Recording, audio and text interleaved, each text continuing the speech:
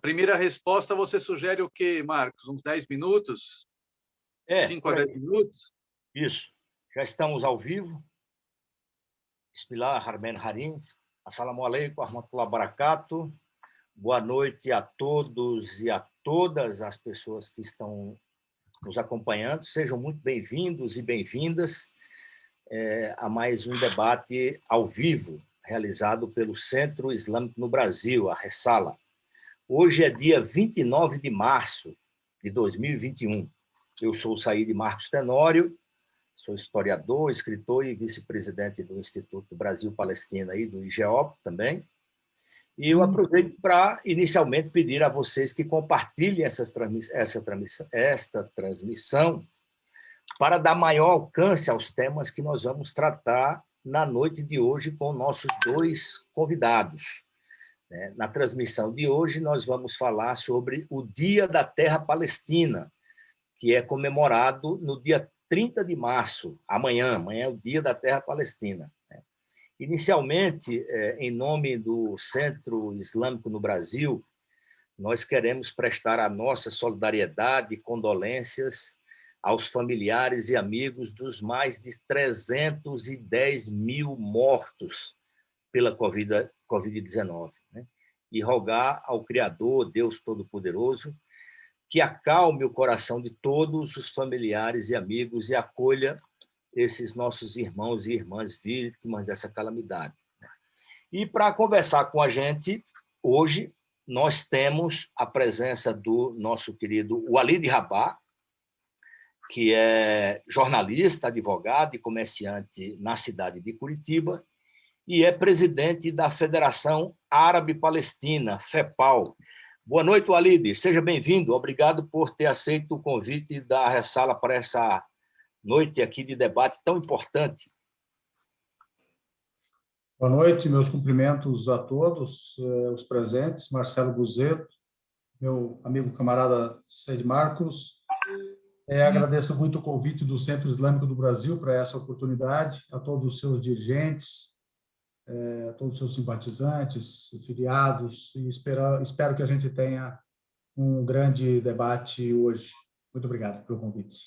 Maravilha, seja bem-vindo. E o nosso companheiro, nosso irmão Marcelo Buzetto, que é pós-doutor e professor de Relações Internacionais.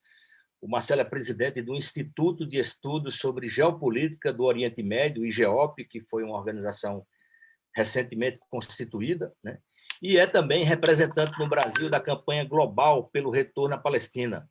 Boa noite, Marcelo, bem-vindo, obrigado por ter aceito o convite do Centro Islâmico.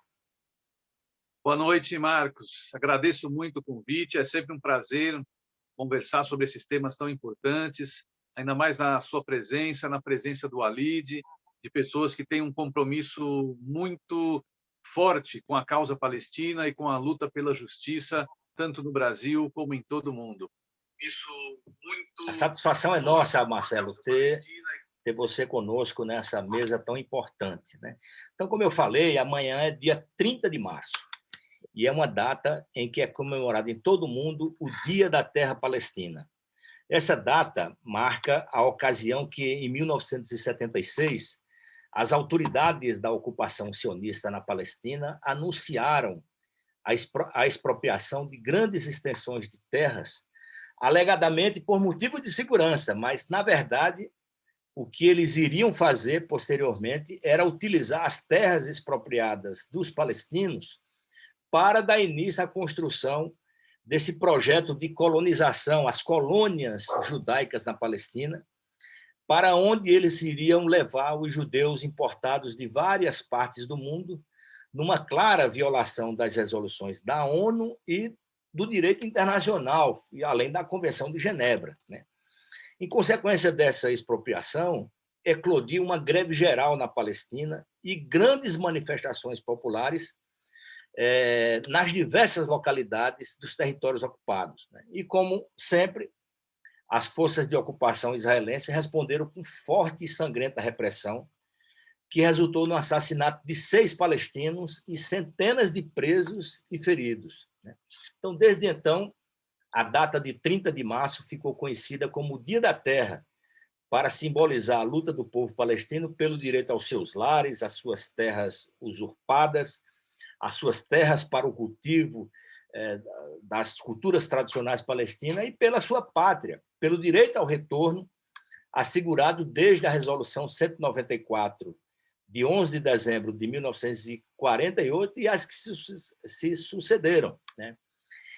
É um dia em que os palestinos em todo o mundo, bem como todas as pessoas no mundo inteiro que lutam por justiça, reafirmam seu compromisso de lutar pelo direito dos palestinos ao seu Estado soberano e independente, com Jerusalém como sua capital e com o retorno dos refugiados e deslocados dos seus lares desde 1948, para ser essa a fórmula de consenso nacional para a construção, a instalação do Estado Nacional Palestino, que vem se aguardando desde a Resolução 181 de 1947. Né? Então, hoje, nós vamos conversar sobre esses temas e outros temas relacionados à causa palestina, para entender a geopolítica do Oriente Médio e como esse cenário ajuda ou dificulta a luta do povo palestino pela sua independência. Então, para começar o nosso bate-papo, o nosso diálogo agora, eu vou começar perguntando ao nosso amigo, irmão Walid Rabah, né?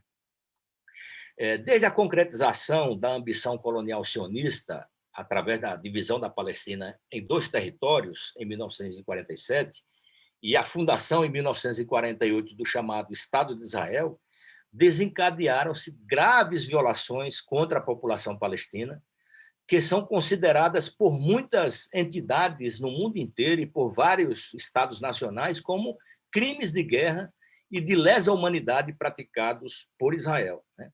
São fatos históricos que exigem um permanente debate sobre a deterioração humanitária nos territórios ocupados, conforme a própria normativa do Conselho dos Direitos Humanos da ONU, né? Então, Walid, eu pergunto inicialmente a você, né, qual é a real situação do povo palestino hoje em dia, em meio, por um lado, à crescente ocupação dos seus territórios, e agora agravada com a pandemia da Covid-19, e passados esses 45 anos, desde as agressões e os assassinatos de 30 de março de 1976, como se explica essa postura omissa da comunidade internacional diante da indiferença israelense ao cumprir o direito internacional e as resoluções da ONU?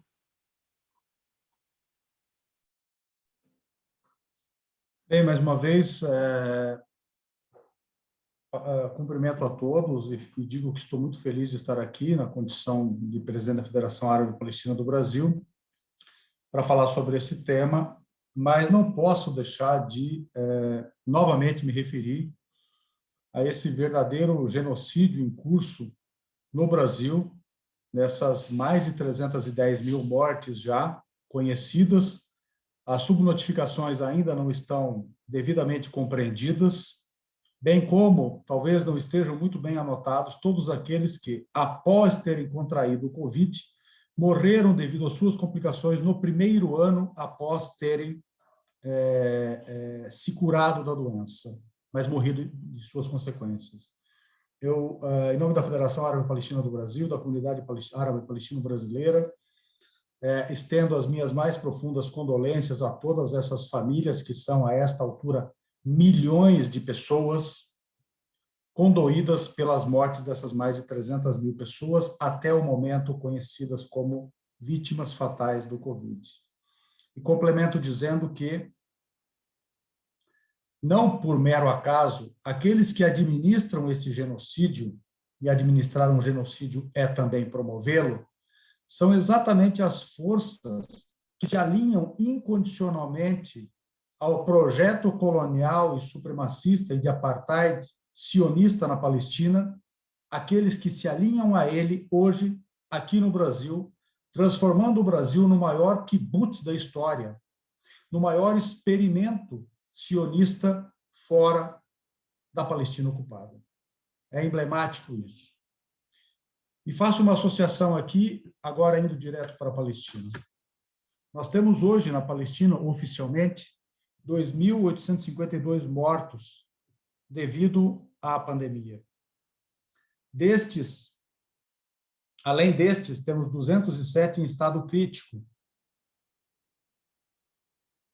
Recuperados, temos 238.734 e 266.720 casos de contaminação em 1.530.859 amostras. Por que esse número é importante? Ou esses números são importantes? Eles não são meras estatísticas, eles integram também o cômputo geral daquilo que representa a ocupação sionista da Palestina. Hoje, desde sempre, mas hoje sob esse prisma. Até o dia 11 de abril, para vocês terem uma ideia, nós tínhamos algumas centenas de casos de contaminação confirmados e tínhamos, até 2 ou 3 dias antes, apenas uma morte confirmada. Naquele momento, nós denunciávamos que começava a recrudescer um conjunto de medidas da ocupação para dificultar a ação da saúde, dos profissionais de saúde palestinos, bloqueando suas ambulâncias, dificultando o deslocamento desses profissionais. E isso acontecia especialmente onde estavam presentes os colonos israelenses ou aquelas formulações de ocupação mais draconianas neste momento. Isso acontecia mais em Jerusalém, isso acontecia mais em Hebrom. Coincidência ou não, é nestes ambientes que acontecem os alastramentos maiores da pandemia, diretamente, portanto, vinculados à ocupação. A ocupação também cometeu um outro crime de lesa humanidade contra os palestinos na pandemia. Os aproximadamente 60 mil trabalhadores, há quem fale em 100 mil, mas, na verdade, nós estamos falando de 100 mil vacinas, 2 doses, ou 120, os cerca de 60 mil trabalhadores palestinos que trabalham naquilo que se autoproclama Israel, e a estes não foram garantidos nenhum dos direitos à saúde enquanto trabalhavam, mormente após terem contraído ou estarem sob suspeita de terem contraído o vírus mortal. Diante desta suspeita, eram rigorosamente devolvidos à Palestina e não mantidos em quarentena e sob cuidados médicos, já que contraem isso em Israel e sob trabalho, devolvidos sem, inclusive, aviso prévio, simplesmente jogados para o lado de lá dos postos de controle militar, abandonados à própria sorte. A primeira morte, por acaso, é de uma senhora de 60 anos, aparentada de um destes trabalhadores. Então, vejam que isto tudo muito antes da guerra mortal da vacina dos israelenses contra os palestinos. Mais um lance de limpeza étnica, e disto a comunidade internacional tomou conhecimento, desde o primeiro instante em que dificultaram na alfândega o ingresso das primeiras vacinas Sputnik V doadas pela Rússia, ainda em pequenas doses, para servir especialmente aos profissionais de saúde palestinos implicados no combate à pandemia, na linha de frente de combate à pandemia. E ficou ainda mais escandaloso a ação israelense de impedir o ingresso de apenas 2.000 doses para a primeira aplicação nos profissionais de saúde da linha de frente também da faixa de Gaza. 2 dias, e depois de 2 dias, claro, depois da grita internacional. Isso é uma parte do que acontece na Palestina. A outra parte do que acontece na Palestina é aquilo que nós podemos, transformado em números, né, nos referir a esse 30 de março de 1976. Tratou-se de uma greve geral, que não foi por uma vastidão pequena de território, não esteve circunscrito apenas a Nazaré e sua circunscrição territorial. Não. Ela foi até Al-Nakab, que os israelenses chamam de Negev. E ela aconteceu, essa greve, por causa de uma tomada de terras confisco, roubo, denomine-se como se quiser, de uma porção muito, muito grande de terras. Para vocês terem uma ideia, eu vou dar primeiro o número, foram 25 mil dunams. Na Palestina, a medida das terras é de 1.000 metros quadrados, porque a Palestina inteira a Palestina histórica inteira tem 28 mil quilômetros quadrados, mal o menor estado brasileiro, Sergipe. Portanto, a medida não pode ser hectares ou alqueires, né? Então, a medida é dunams, 25 mil dunams. Isso dá mais ou menos 2.500 hectares. Para vocês terem uma ideia deste confisco, da sua magnitude, equivaleria ao confisco de 85 milhões de hectares no Brasil. E a pretexto do que fazem até hoje. E do que fizeram antes disso, evidentemente, sempre, e do que continuam fazendo até hoje. Esse confisco tinha razões alegadas pela ocupação de segurança e, claro, para novos assentamentos de colonos estrangeiros judeus. Houve 6 mortes nessa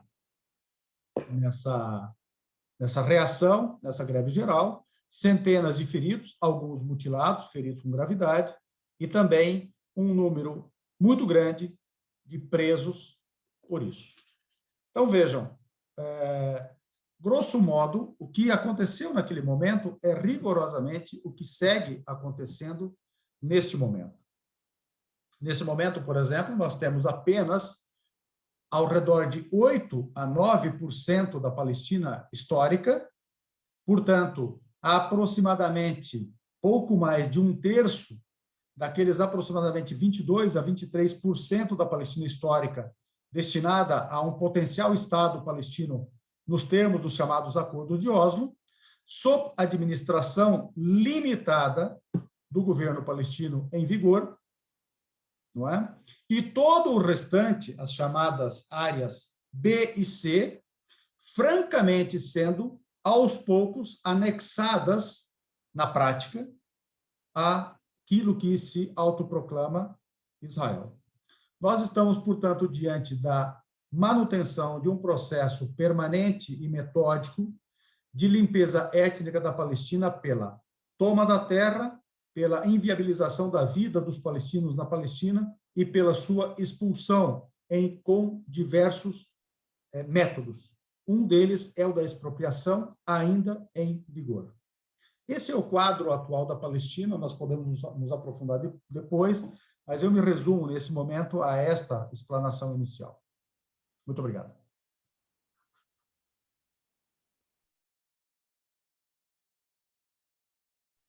Áudio. Desculpa. Obrigado, Walid, pela sua primeira intervenção. De fato, a situação do povo palestino é muito dramática, né? E não é uma situação que ocorre de uns dias para cá, de 76, ou de 67, ou de 48. Né? É uma situação de, como bem foi falado por você, o projeto colonial ele é anterior a isso e veio plantando as suas sementes para hoje resultar nessa situação onde a Palestina histórica resume-se a 8, 10% do território original, né, com os palestinos submetidos a um dos mais cruéis apartheids da história da humanidade. Deixou o apartheid racista da África do Sul no chinelo, né, porque os crimes praticados por Israel não têm precedentes. Né.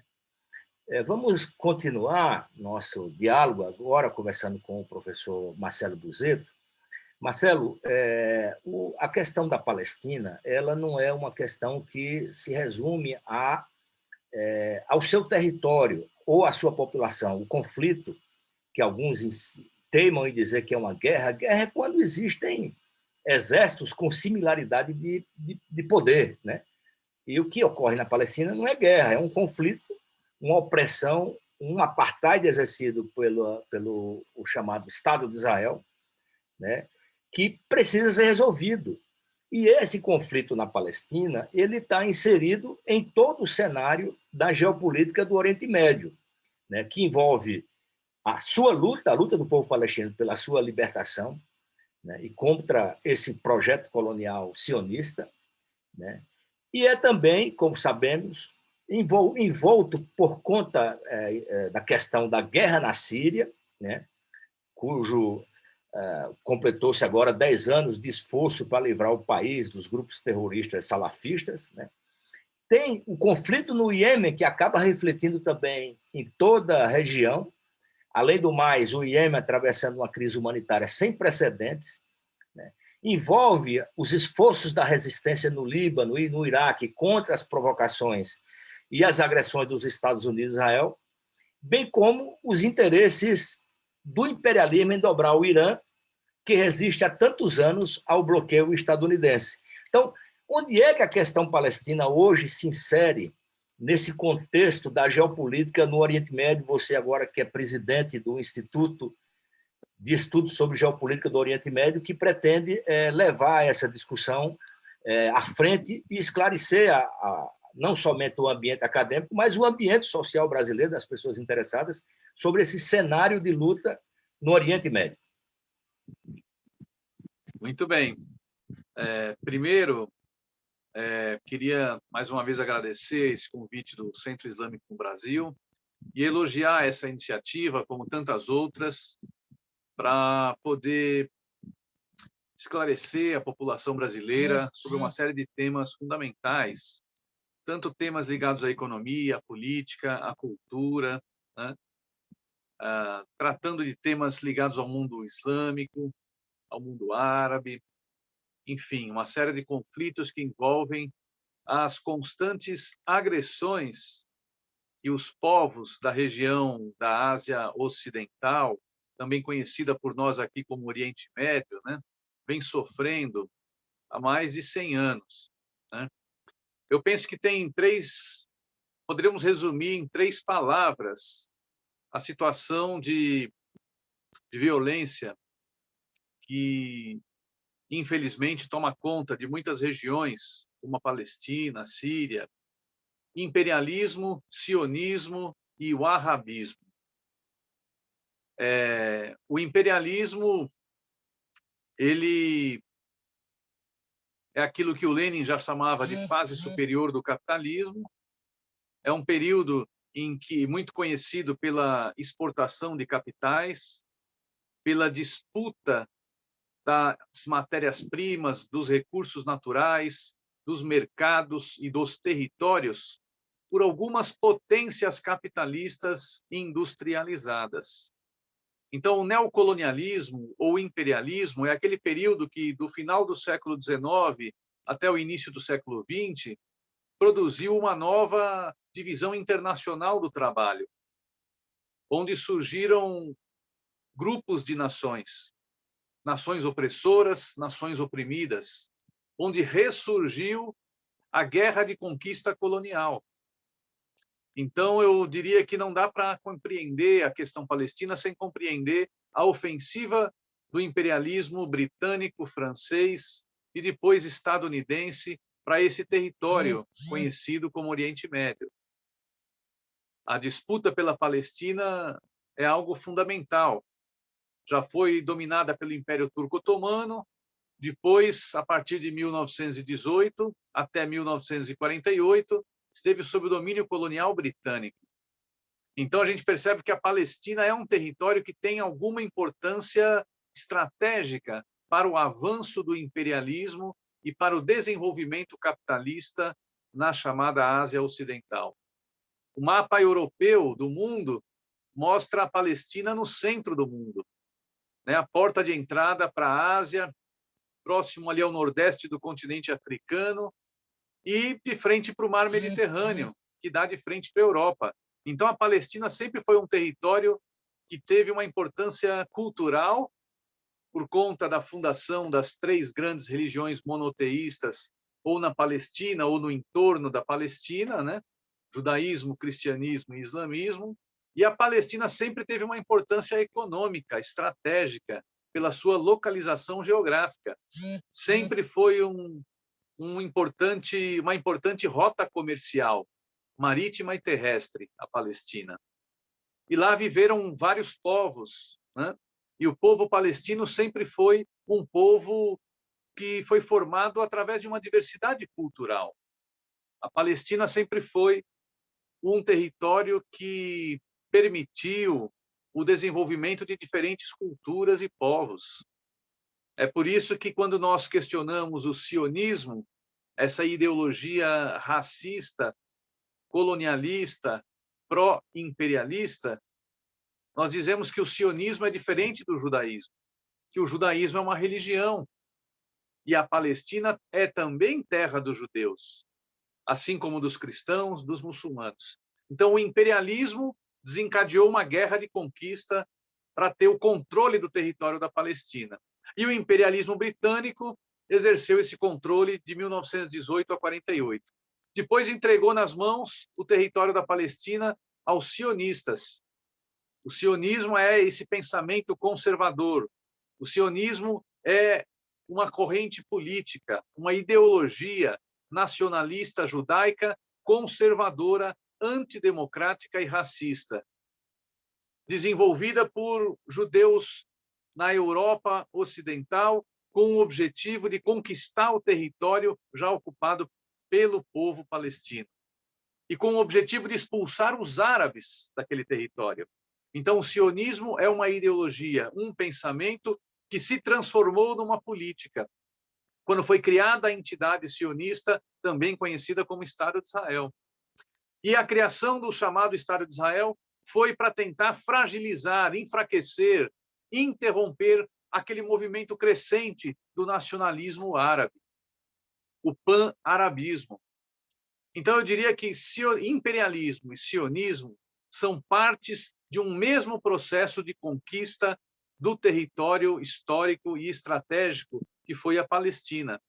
Palestina, que deveria ser um Estado, né, único, onde pudessem viver em paz e com direitos iguais, cristãos, judeus, muçulmanos, drusos, enfim, pessoas com qualquer opinião política ou qualquer crença religiosa. Os palestinos sempre lutaram por isso. Os palestinos sempre lutaram para que fosse construído um Estado livre, soberano, autônomo e independente, onde pessoas de todas as religiões e opiniões políticas pudessem conviver com direitos iguais. Essa foi a luta do povo palestino durante todo o século XX. E eu disse a última palavra, o arabismo, por quê? Porque nós sabemos que há no interior do mundo árabe divergências, diferentes interpretações e opiniões. Surgiram governos inspirados nesse pensamento de Wahhab, como é o caso do governo da Arábia Saudita, que tradicionalmente se transformaram em traidores da causa árabe, traidores da causa palestina. Por quê? Porque o imperialismo e o sionismo só tiveram êxito na conquista do território da Palestina porque eles tiveram a cumplicidade de um setor dessa elite árabe, principalmente representada pelas monarquias árabes reacionárias, conservadoras. Monarquias que agora estão fazendo um esforço pela normalização das relações com o Estado de Israel. Então, eu diria que hoje tem o imperialismo estadunidense, britânico e francês, que sempre estimulou a violência. Basta ver o que fizeram em 1916, com o acordo Sykes-Picot, que dividiu a região, parte do Oriente Médio, né, em territórios de influência da França e da Inglaterra. Os Estados Unidos, França e Inglaterra, desde 1916, colocam tropas naquela região conhecida como Oriente Médio ou Ásia Central, para aqueles que moram lá. E essa manutenção de tropas, essa intervenção militar britânica, estadunidense e francesa criou condições para o sionismo criar o chamado Estado de Israel em maio de 1948. Mas, além do imperialismo e do sionismo, tem esse setor, né, das monarquias árabes, que agora fazem um esforço de normalização de relações com Israel. Eu diria que isso é um grave erro normalizar relações com Israel. E eu terminaria dizendo por que é um grave erro. Por vários motivos. Primeiro, que Israel é uma figura marcada pela ilegalidade. A Constituição e a criação do Estado de Israel não tem base nem fundamento no direito internacional. A criação do Estado de Israel, ela tem base na violência, no terrorismo, na violação de direitos fundamentais de um povo que aspirava a conquistar a sua independência e a sua liberdade do colonialismo britânico após a Segunda Guerra Mundial. Então, houve um golpe de Estado em 14 para 15 de maio de 1948, golpe de Estado realizado por organizações armadas terroristas sionistas que se uniram e criaram o Exército de Defesa de Israel, que já haviam praticado os crimes, assassinatos contra a população civil palestina. Há relatos, depoimentos e comprovações, e a ONU sabe disso, e tem vários documentos comprovando que esses grupos terroristas que deram origem ao Exército de Defesa de Israel, eles chegavam nas aldeias palestinas em 47 e depois em 48 e 49, separavam os homens das mulheres, pegavam as pessoas que tinham de 15 a 55 anos, fuzilavam todos para que não se tornassem combatentes. Praticaram, então, desde lá, limpeza étnica, como o Walid já falou, genocídio, apartheid, limpeza étnica. Por isso, não dá para reconhecer e normalizar relações com a chamada entidade sionista. Também não dá para normalizar relações com Israel, porque existem inúmeras resoluções da ONU que não foram cumpridas. Então, veja, se Israel dissesse, vamos cumprir a partir do próximo ano, do próximo mês, todas as resoluções da ONU sobre a questão palestina, seria um passo importante, mas nunca Israel sinalizou que vai cumprir as resoluções da ONU. Inúmeras resoluções da ONU. Israel é o país do mundo que mais violou resoluções da ONU até o momento. Como normalizar relações com um país que pratica genocídio, limpeza étnica e um regime de apartheid? Como normalizar as relações com a existência de tortura, com a existência de prisioneiros políticos, quase 6.000 prisioneiros políticos palestinos, muitos, inclusive, agora contaminados e morrendo pelo Covid, por falta de assistência médica adequada, porque se Israel proíbe vacinas da ONU ou da Rússia de chegar aos territórios palestinos, como falou já também o Walid, né? Agora a China quer doar vacinas, Israel sempre manteve esse bloqueio contra o povo palestino e viola seus direitos fundamentais. Então, não dá para propor normalização. Então, neste Dia da Terra, neste 30 de março, que vai se celebrar amanhã, uma homenagem que nós vamos continuar fazendo a esse povo heróico, que é o povo palestino, é denunciar todos aqueles governos que, infelizmente, estão caminhando na direção da normalização das relações com Israel. Isso, eu tenho certeza que todos esses governos eles vão pagar um preço altíssimo. Os seus povos, os povos árabes, os povos que vivem na região da Ásia Ocidental, vão cobrar esses governantes mais para frente, e o que eles estão fazendo hoje é, na verdade, serem cúmplices de um contínuo assassinato e genocídio de um povo, cúmplices de inúmeras violações. Porque se Israel libertasse os prisioneiros políticos, se Israel deixasse de praticar violência, se Israel cumprisse as resoluções da ONU, mesmo assim, eu diria que seria difícil reconhecer um Estado que foi criado artificialmente através do terrorismo e da violência. Mas isso poderia ser uma possibilidade de construção de algum diálogo. Mas nunca Israel aceitou o Estado palestino. A ONU sugeriu, de maneira ilegal, a partilha da Palestina, porque a ONU não tinha soberania sobre aquele território. Mas, mesmo assim, se os sionistas reconhecessem o direito dos palestinos de terem um Estado, a situação poderia ser diferente. Mas nunca nenhum governo israelense reconheceu o direito do povo palestino de ter o seu Estado independente.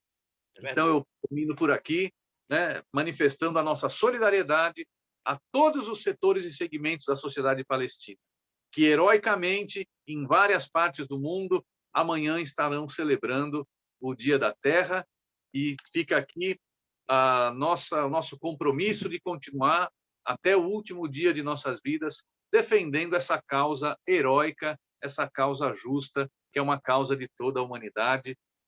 Viva a luta desse povo heróico que é o povo palestino. Viva! Viva o povo palestino, porque somos todos palestinos, né?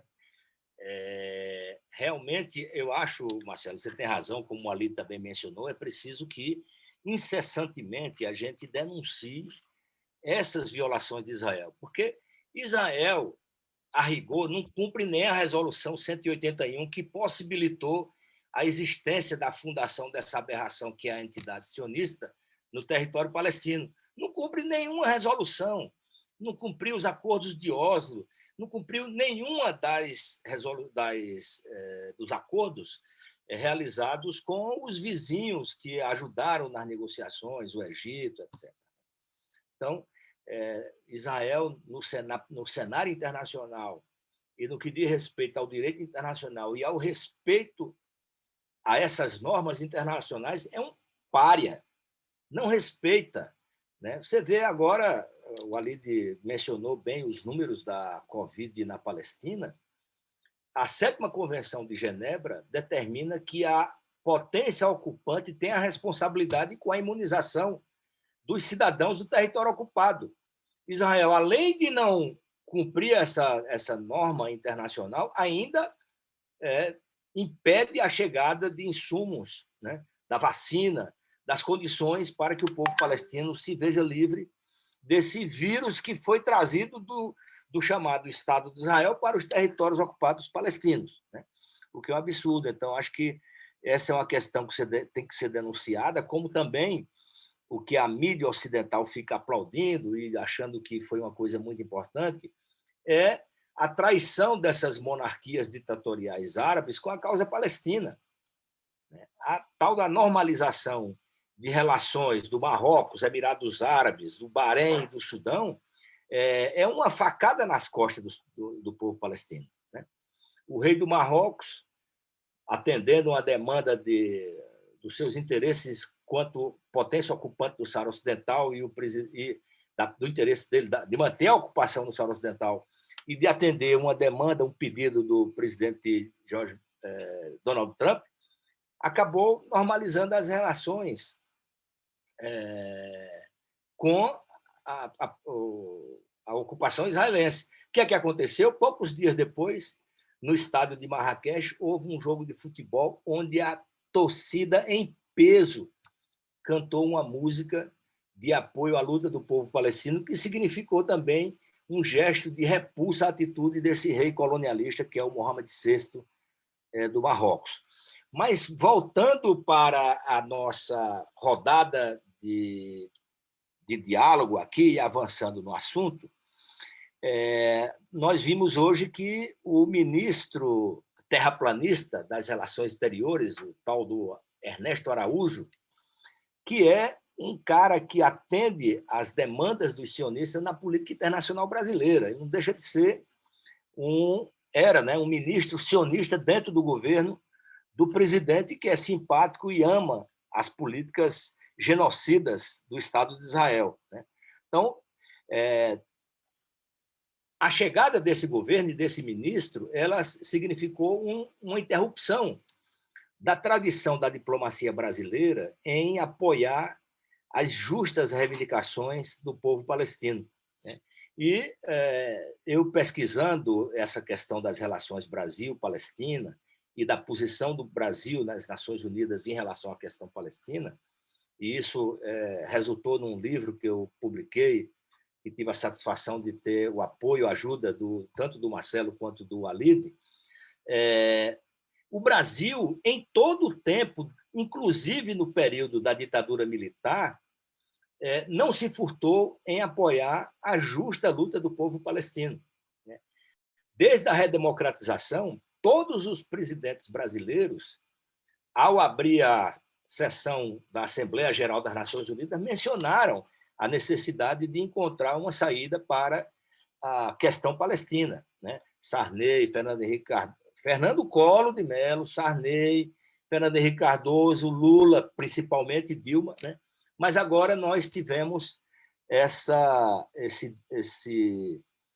situação de infelicidade em ter uma revirada, né, nas nossas relações. Eu pergunto a você, Walid, você como presidente da FEPAL, da Federação Árabe Palestina no Brasil, e que desenvolve uma atividade muito importante do ponto de vista também das relações institucionais, como é que você avalia essa mudança na diplomacia brasileira, né, que se opôs à causa palestina, e como nós, brasileiros, movimento de solidariedade, já que a causa palestina não é dos palestinos que moram na Palestina, nem dos descendentes dos palestinos, mas, como falou Marcelo, é uma causa da humanidade. Eu queria que você falasse para os internautas que nos acompanham nessa transmissão o sentido da solidariedade ao povo palestino e, no Brasil, o que a FEPAL faz e o que nós, como pessoas que defendemos a justiça, os direitos e queremos a soberania do povo palestino, como a gente deve se posicionar, como você encara esse momento político que nós estamos atravessando no Brasil? Há várias maneiras, Said Marcos, de isso ser implementado. Eu até acho interessante essa pergunta, porque eu estou no vídeo? Estou, né? Eu acho interessante esse tipo de questionamento, esse tipo de formulação, porque ele provoca em nós a necessidade de darmos resposta à sociedade brasileira.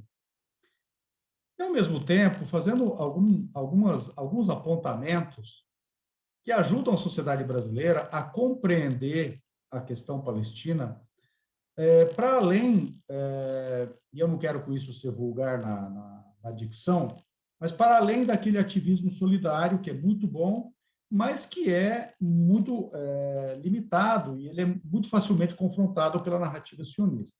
Por exemplo, você acaba de comentar e jogar a questão dessas mudanças na diplomacia brasileira. Vamos lá. E cita um pouco de um histórico bem recente, quer dizer, de algumas décadas, né, em que o Brasil foi ajuizado. Mas mesmo no final de 1947, culminando com a Resolução 181, né, de 29 de novembro de 1947, que apenas recomenda a partilha da Palestina, nunca criou Estado, nenhum Estado, apenas recomendou a partilha da Palestina. Primeiro que ela é aprovada pela Assembleia Geral da ONU. Por que isso é importante? Porque Israel diz que não vai cumprir a Resolução 194, que é do retorno dos refugiados, ou seja, restaurar os efeitos da limpeza étnica, porque ela é uma resolução da Assembleia Geral das Nações Unidas. Ora, o 181 também é da Assembleia Geral das Nações Unidas. E por que eles se batem contra a 194? Por dois motivos. Primeiro, porque ela acaba com o projeto sionista. O projeto sionista é de limpeza étnica. É o único caso conhecido genuinamente e unicamente calcado na limpeza étnica. Nenhum outro é. Nenhum outro projeto nacional é calcado unicamente na limpeza étnica. E por que eles aceitam, em 1949, quando são admitidos como o 59º Estado membro das Nações Unidas, a condição de acatar a Resolução 94 e implementá-la. Ou seja, o único Estado da história humana que é admitido na ONU com cláusula condicionante, que não a cumpriu, e bem lembra o Marcelo Buzetto, nenhuma resolução, nem a 194, que por injusta que fosse, destinava ao Estado, ao futuro Estado, eventual Estado judeu, na Palestina, com 57%. Né? Eles tomam 76%. Eles não conseguem tomar tudo, eles queriam tomar tudo. Era esse o plano de Ben-Gurion, por exemplo. Eles precisam da agressão de 1967, conhecida como Guerra dos 6 Dias, ou simplesmente Guerra de 67, para continuar a agressão e a tomada de 68. E o que interessa muito para nós a Resolução 181 e a Assembleia Geral das Nações Unidas, do dia 29 de novembro de 47? Ela foi presidida por um brasileiro, Oswaldo Aranha, e Oswaldo Aranha é, inclusive, nome de um boulevard em Tel Aviv. Entretanto, Oswaldo Aranha era contra a partilha. A posição dele era idêntica da Argentina, que naquele momento se absteve, mas era contra a partilha da Palestina. Por que Oswaldo Aranha vota? Ele não era ministro das Relações Exteriores, né? Como apontou a nota conjunta, a declaração conjunta, agora, recente, Brasil e Israel, resultante da última visita de uma delegação brasileira a Israel.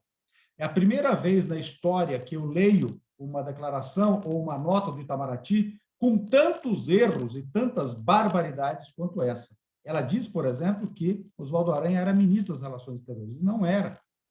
Raul Fernandes era o ministro das Relações Exteriores neste momento e Dutra era o presidente. Foram os mais extremistas da história brasileira até esta quadra em que nós estamos. Isso ajuda a explicar muito da diplomacia brasileira. Aquela comandada por dois fundamentalistas extremistas, o presidente Dutra e Fernandes, o ministro das Relações Exteriores, que impuseram a alegação diplomática brasileira na ONU, presidida pelo Oswaldo Aranha, à partilha. De lá para cá, nunca o Brasil se comportou contra, na pior das hipóteses, a existência de um Estado palestino, ainda que nos limites injustos da Resolução 181.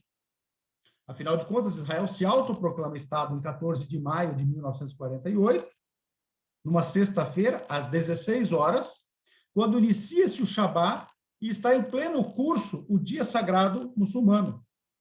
E inicia a limpeza étnica em pleno Shabat, em pleno sábado sagrado aos judeus, 15 de maio de 1948, se autoproclama Estado.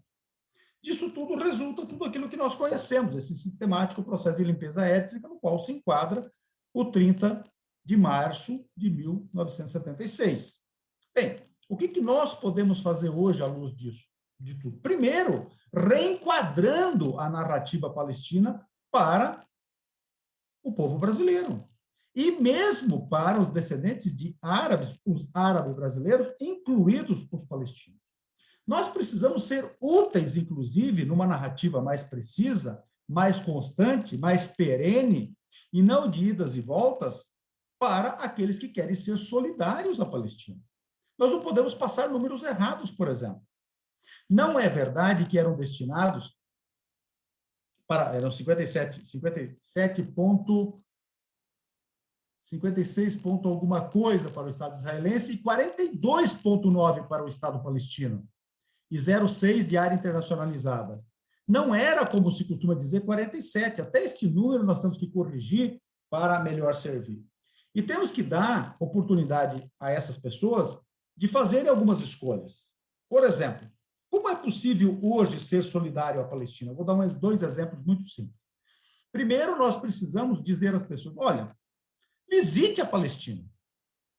Ao visitar a Palestina, você vai, em primeiro lugar, ajudar a economia palestina. Em segundo lugar, você vai conhecer a história palestina lá, porque a Palestina é um museu a céu aberto. Terceiro, você vai conhecer a tua religião, especialmente aqui, que a maioria é cristã, na Palestina. Quarto, você vai ver a ocupação com os teus olhos, porque a ocupação não é apenas uma palavra. A ocupação é uma realidade concreta, nua e crua, dura. Eu vou citar um exemplo, por exemplo, para os muçulmanos. Dentre os mandamentos está a peregrinação a Meca. Bem, são estimados de 1,5 bilhão, talvez um pouco mais, os muçulmanos no mundo. Se 1% deles visitassem a Palestina, nós estaríamos falando de 15 milhões ao ano, apenas para Jerusalém e depois o restante da Palestina. Suponhamos que apenas 0,1% visitem, já dá 1,5 milhão. E se Israel barrar metade, 750 mil?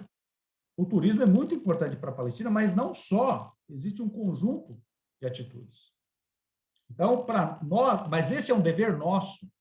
Nós não estamos, e eu faço aqui uma autocrítica, fizemos muito no começo, graças ao LP e todas as forças que a integram, todas mesmo, foi iniciado na diáspora uma grande mobilização e uma grande educação nacional e política para a libertação da Palestina. Graças a isso existem essas instituições todas, graças a isso existiu uma militância árabe-palestino-brasileira e graças a isso tudo o mais que nós vivemos. Não é verdade? Mas há uma crise de um tempo para cá que precisa ser relida e precisa ser melhor compreendida para que nós sejamos mais efetivos e mais úteis. Eu vou dar um último dado aqui, que eu acho muito importante prestar atenção nele. Nós temos uma campanha desencadeada há cerca de 2 meses, informando que o sionismo é racismo e Israel é apartheid. É fundamental, porque você falou, Said Marcos, agora há pouco, em apartheid. Em 1948, é oficializado o regime de apartheid na África do Sul. Em 1948, Israel se autoproclama com o regime de limpeza étnica de apartheid.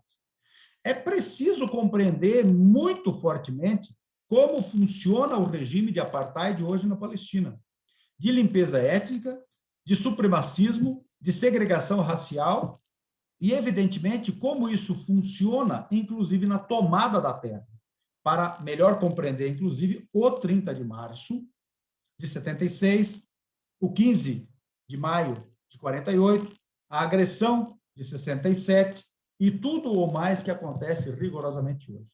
E, para finalizar, é fundamental compreender o projeto sionista no grande Israel.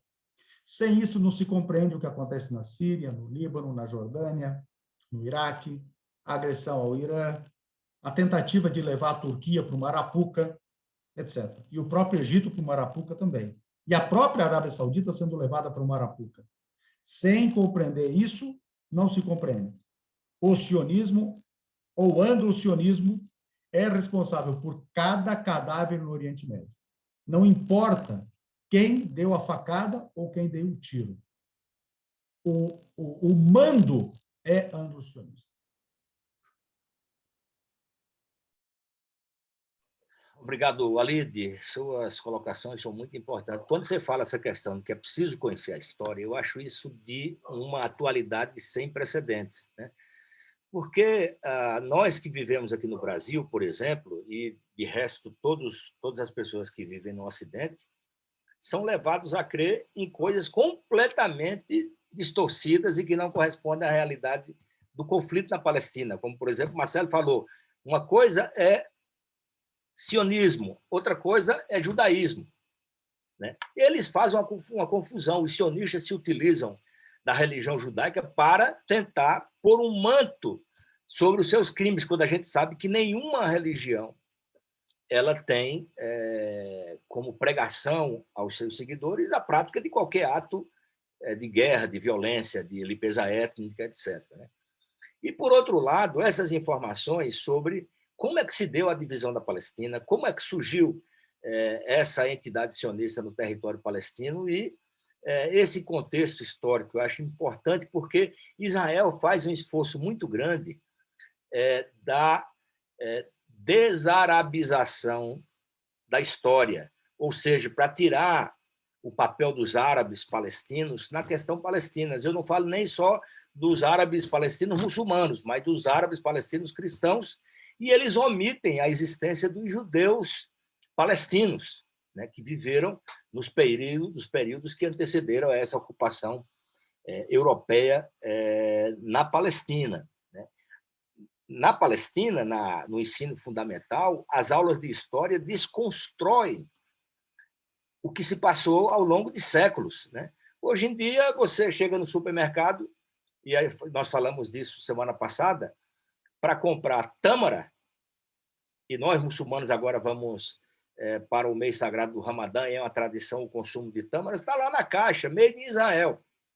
E a gente sabe muito bem que essas tâmaras são dos territórios palestinos ocupados. A rigor, são produtos roubados. Como eles tentam se apropriar da moda, da música, da tradição palestina.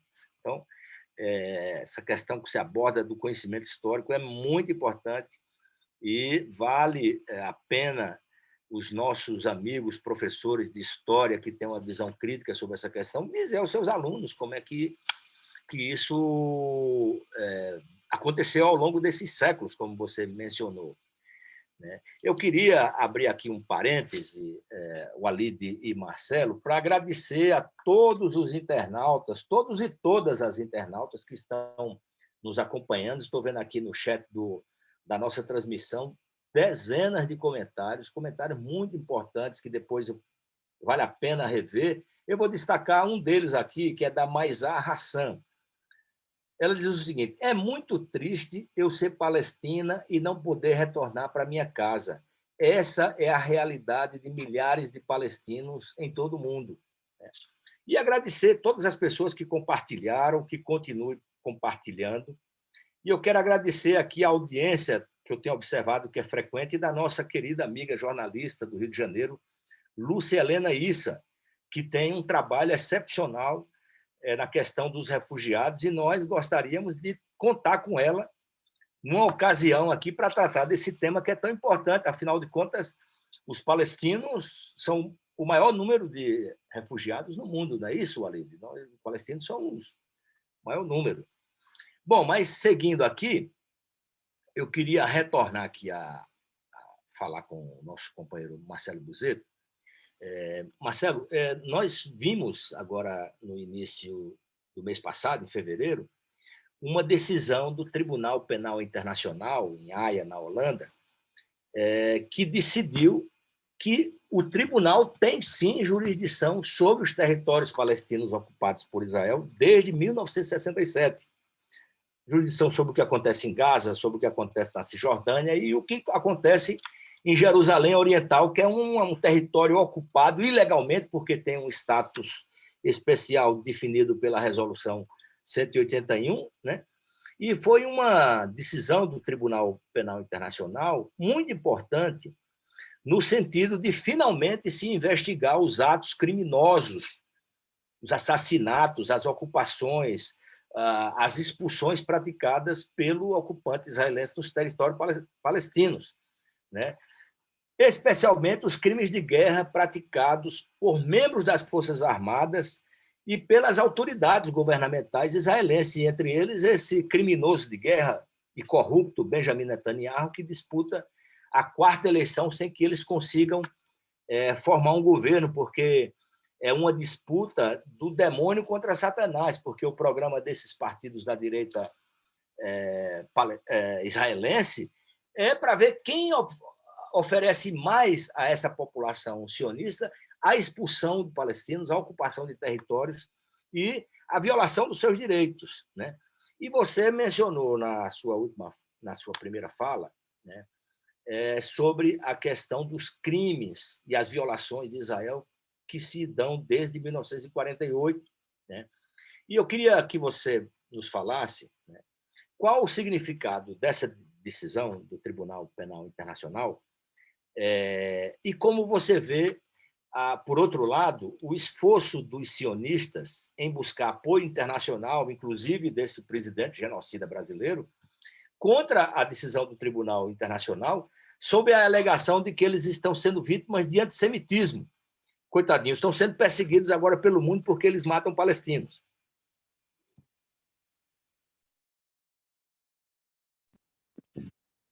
Muito bem. Olha, realmente, o governo do Estado de Israel ele tem muito apoio econômico, muito poder econômico e muito poder midiático. Poder, né? Tem influência nas redes sociais, nas mídias corporativas, empresariais. Então, você vê no Brasil a força que tem as ideias sionistas. Elas se reproduzem, se multiplicam pelas rádios, TVs, jornais, diferentes veículos de comunicação nas redes sociais transmitem uma interpretação da situação da Palestina que é equivocada, que é injusta, que é desonesta. Mas as ideias e a interpretação de Israel, ela é hegemônica no Brasil e no mundo, porque muitos sionistas são empresários, grandes empresários, representantes do grande capital da indústria cultural, da indústria do entretenimento. Então, de fato, cabe a nós, que somos solidários à Palestina, que somos estudiosos, né, ou que buscamos estudar de maneira mais profunda e constante os conflitos que acontecem na região do Oriente Médio, divulgar o que é de fato verdadeiro que ocorre lá.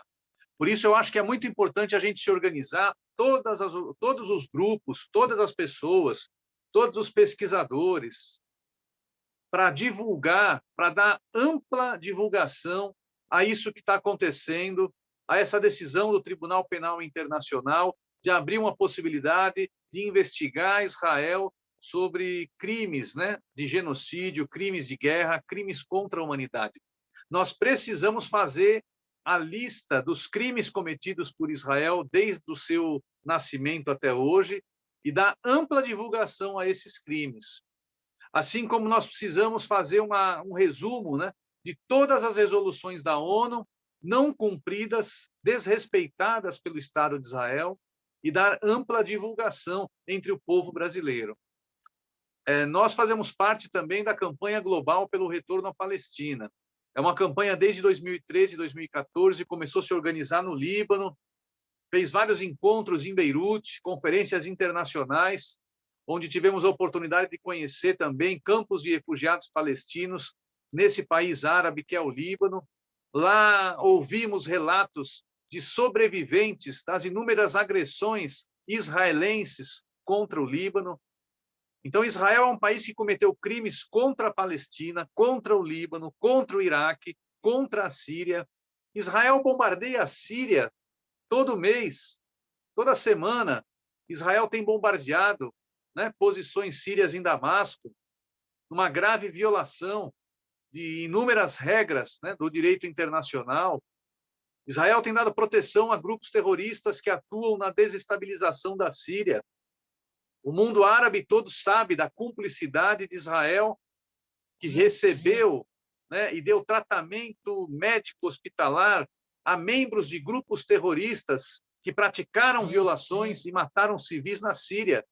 E quando foram cercados pelo exército sírio ou pelas forças da resistência libanesa, do Hezbollah ou da Guarda Revolucionária Iraniana, correram para as colinas de Golã e foram recepcionados por Israel, que deu tratamento médico a membros de grupos terroristas, como o Estado Islâmico e tantos outros. Então, Israel é um país que, de fato, precisa ser levado ao banco dos réus. O Tribunal Penal Internacional é uma iniciativa importante, mas eu penso que nós precisamos dar ampla divulgação a essa decisão. E precisamos também municiar, levar informações, organizar dossiês e distribuir para os nossos parlamentares no Brasil. Deputados, senadores, vereadores precisam conhecer o que é o Estado de Israel e os crimes que ele vem praticando. Porque é o seguinte, de fato, aqui no Brasil também, qualquer crítica que se faz ao Estado de Israel, você já é acusado de antissemita. Eles têm essa força na mídia, eles têm esse poder econômico, eles têm essa influência política. Inclusive, no processo eleitoral em São Paulo, né, houve uma pressão de grupos sionistas para colocar esse tema na pauta das eleições. Pressionaram candidatos, acuaram candidatos, fizeram ameaças, impuseram condições a determinados candidatos que não se aproxime dos árabes, dos palestinos, dos muçulmanos. Então, o sionismo está em franca ofensiva no Brasil. Por isso, eu acho que a gente tem que denunciar e dar ampla divulgação a essa questão do Tribunal Penal Internacional. É uma possibilidade importante, chega bem atrasado, porque já existem evidências, comprovações, provas contundentes dos massacres realizados por Israel. Não foi suficiente Sabra e Shatila, em setembro de 1982, no Líbano, quando o exército israelense cercou o acampamento de refugiados de Sabra e Shatila e permitiu que membros do grupo direitista Falange assassinassem civis palestinos, mulheres palestinas, mulheres grávidas. Mulheres palestinas tiveram suas barrigas, seus ventres abertos com facões. Palestinos foram mortos a tiro, a facada, a machadada, a paulada. Crianças de 5, 6 anos, bebês com as suas mães foram assassinados. Tudo isso filmado, fotografado, com depoimentos. A Comissão Internacional da Cruz Vermelha foi lá, investigou, e nada contra Israel. Nunca Israel foi punido por esses crimes. Então, eu acho que é uma possibilidade. E é também a hora da gente fortalecer a divulgação da ideia de que o Estado palestino já é reconhecido há muito tempo. Então, a Palestina já tem o direito de reivindicar que o Tribunal Penal Internacional julgue Israel por crimes de guerra há muitos anos. E todos os palestinos e as autoridades palestinas vêm tentando fazer isso. Em 15 de novembro de 1988, em Argel, né, num encontro que teve do Conselho Nacional Palestino, foi proclamada a independência da Palestina, a independência do Estado da Palestina foi proclamada em 15 de novembro de 1988. Mais de 40 países reconheceram a independência e o Estado da Palestina naquele momento. No dia 29 de novembro de 2012, quando começávamos a marcha em Porto Alegre, no Brasil, do Fórum Social Mundial Palestina Livre, 29 de novembro de 2012, a ONU aprovou, por cerca de 133 votos, o reconhecimento do Estado da Palestina, como Estado observador não membro, mas reconhecendo o Estado da Palestina. Nós podemos questionar aqui essas decisões da ONU em relação à partilha. É inegável, foi uma decisão injusta. Em 29 de novembro de 47, foi injusto, a ONU não tinha soberania sobre a Palestina, o povo palestino deveria ter sido consultado através de um referendo, através de um plebiscito, e o povo palestino deveria ter tido a decisão final. Querem a partilha ou querem um Estado único? Um Estado único onde judeus, cristãos, muçulmanos, pessoas de todas as religiões e opiniões políticas possam ter direitos iguais. Era isso que os palestinos queriam, mas não foram consultados, não tiveram o direito de ter um plebiscito e um referendo. Então, veja como o imperialismo ele age de maneira diferente, de acordo com seus interesses. Em alguns lugares, quando ele vê que pode ser vitorioso na defesa de seus interesses, ele propõe algum método de consulta popular. Na Palestina, não. Eles sabiam que o povo palestino ia votar não a partilha. Mas o Estado da Palestina ele é reconhecido. A própria ONU nunca negou o direito de existir um Estado da Palestina. Podemos criticar a forma, né? Podemos criticar o conteúdo da Resolução 181. A solução de dois Estados não consideramos que é a melhor, mas o povo palestino deveria ter tido o direito de ter pelo menos a construção de um Estado dentro daquilo que as próprias resoluções da ONU decidem. Então, hoje, é fundamental denunciar os crimes de Israel num tribunal penal internacional. Mas eu penso que nós precisamos acompanhar e fazer um dossiê. E aí eu convoco todas as entidades brasileiras de solidariedade à Palestina.